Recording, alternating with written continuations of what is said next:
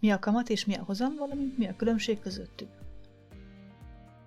A kamat definíció szerint nem más, mint a pénz használati díja.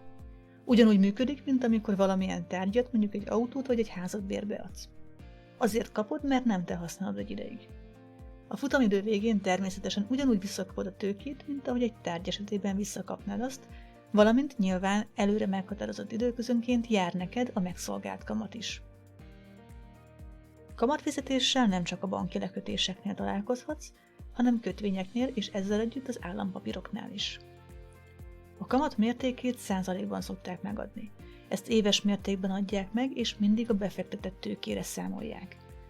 Így, ha te egy 3 hónapos lekötést választottál 4%-os kamattal, akkor a negyedév végére 1% kamatot írnak neked jóvá. A hozam a befektető haszna, az a százalék, amennyivel nőtt a tőkéd. Ebbe beletartozik a kamat is, de a hozam valamivel tágabb fogalom a kamatnál. A praktikusság miatt itt is éves százalékban határozzák meg a mértékét. Sokan felváltva használják a kamat és a hozam kifejezéseket, ami nem is nagy csoda. Vegyünk egy egyszerű példát. Lekötöd a bankban a pénzedet, és a futamidő végén a kamatot is és a tőkét is megkapod. Ekkor a kamat a te hozamod is egyben.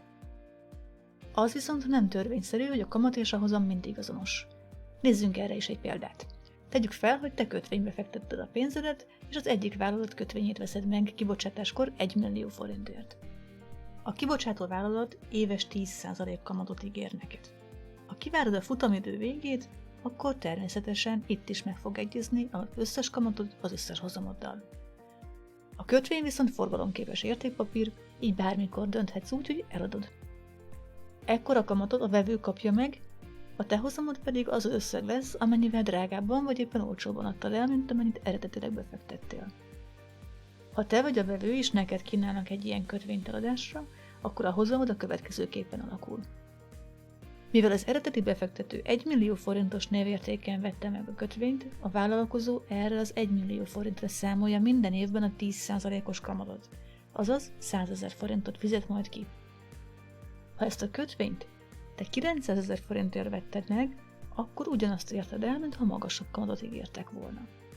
Ugyanez igaz fordítva is, ha ezt a kötvényt te nem 1 millió forintért, hanem mondjuk 1 millió 100 000-ért vetted meg, akkor is 100 000 forintot fogsz kapni érte. Így a teljes hozamod csökken. Az árfolyam és a hozam közötti kapcsolatot így a legegyszerűbb ábrázolni. Ez jelenleg a mostani példa 10%-os kamatához van készítve. Ha más kamatlábat választasz, akkor más lesz az árfolyam hozamra gyakorolt hatása is. Amit viszont mindenképpen megfigyelhetsz, hogy az alacsony árfolyam magas hozamot jelent, a magas árfolyam alacsony hozamot. A kötvény futamidejének vége fele egyre inkább csökken az összes kockázat, és egyre inkább garantáltabb a kötvény kamatának és névértékének a kifizetése is. Egy garantált fix összegért senki nem fizet pluszt, és senki nem adja oda áron alul, ezért a névérték és a vételár közötti különbözet a futamidő vége fele egyre inkább csökken, majd teljesen meg is egyezik a kettő. Így kimondhatjuk, hogy a hozam mértéke függ a futamidőtől, a kamatszintől és a vásárláskor fizetett, azaz az általad befektetett összegtől. Mind a kamat, mind a hozam lehet bruttó és nettó is. A nettó kamat az, amennyi növekedést a költségek levonása után láthatsz, azaz ami ténylegesen a tiéd. A legtöbb befektetőt ez érdekli, így valószínűleg téged is. Mivel minden befektetésnek vannak költségei, és lehetnek adóvonzatai is, nem árt, hogyha ezt is ismered. A bruttó kamat tartalmazza az adókat és egyéb fizetendő tételeket is. Hozamnál a nettó hozam szintén az, ami a tiéd lehet, hogyha abban az időpillanatban az eladás mellett döntesz. A bruttó hozam bár szebben néz ki, de tartalmazza a díjakat is. Mivel a kötvények forgalomképes értékpapírok, így nem árt tudnod, hogy megéri-e eladnod, vagy éppen megvenned. Elvég az árfolyam ismerete segít a legjobb hozam elérésében. Ebben segítségedre van a nettó árfolyam, valamint a bruttó árfolyam.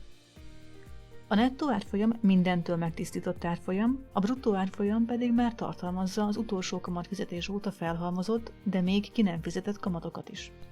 Ez a kamat még nem jár neked, de nyilván az, aki eladja, igényt tart rá időarányosan, és csak ennyivel drágábban válik meg a kötvénytől. Mivel akár a banki lekötések között is nagy eltérést láthatsz, akár futamidőben, akár más kondíciókban, szükséges, hogy össze tudd őket hasonlítani.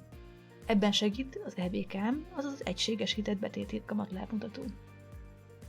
Ez a betét tényleges hozamát mutatja meg, így egy betétlekötésnél annál magasabb nyereségre tehet szert, minél magasabb az EBKM.